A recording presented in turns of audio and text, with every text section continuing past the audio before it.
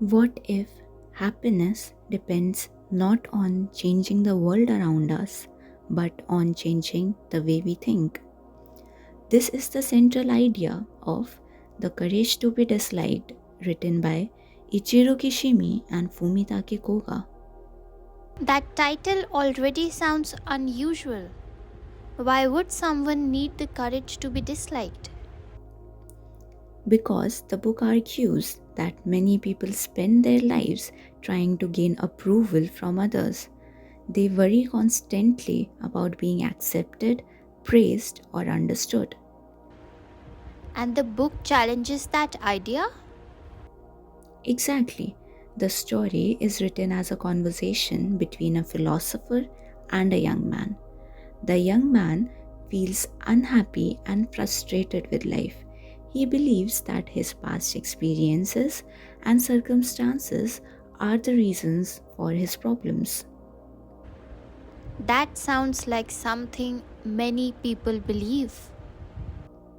Yes, but the philosopher introduces a very different way of thinking based on the ideas of psychologist Alfred Adler.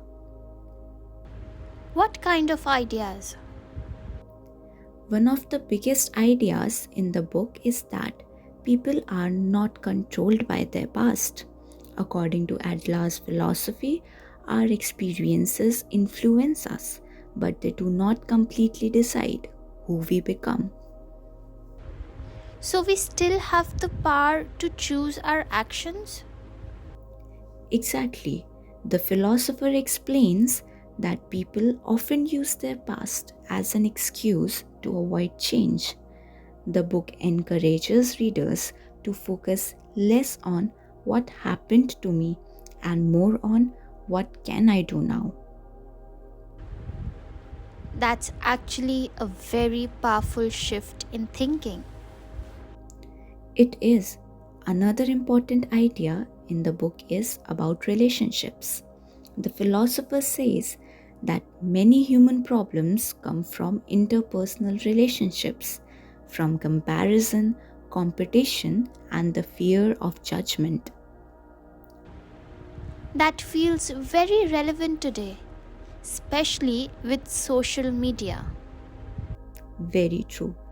Many people measure their worth based on other people's opinions. But the book argues that constantly seeking approval can stop us from living honestly. So that's where the title comes from, the courage to be disliked. Exactly. It means having the courage to live according to our own values, even if not everyone agrees with you. That sounds difficult. It is. The book does not say we should ignore others completely. Instead, it encourages us not to let fear of judgment control our lives. Does the book also talk about happiness? Yes, it suggests that happiness comes from feeling connected to others and contributing positively to society, not from being superior to other people. So, happiness is less about competition and more about connection. Exactly. The philosopher explains that life becomes healthier when people stop comparing themselves constantly and start accepting themselves honestly. What makes this book interesting is that it feels philosophical but also practical. That's true. Even though it discusses deep ideas, the language and examples make it easy to relate to everyday life. And I suppose many readers see parts of themselves in the young man's questions. Absolutely.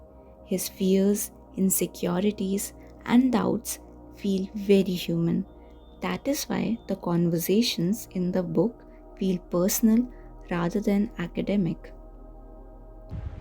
So, in the end, what is the main message of the book?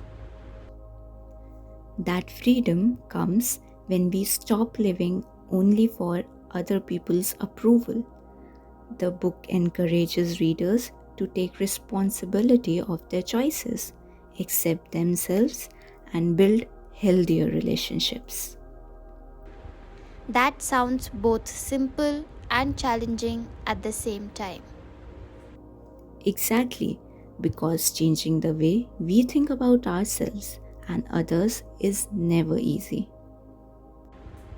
Then maybe the real question this book leaves us with is this: if we stop trying to please everyone around us, who would we truly become?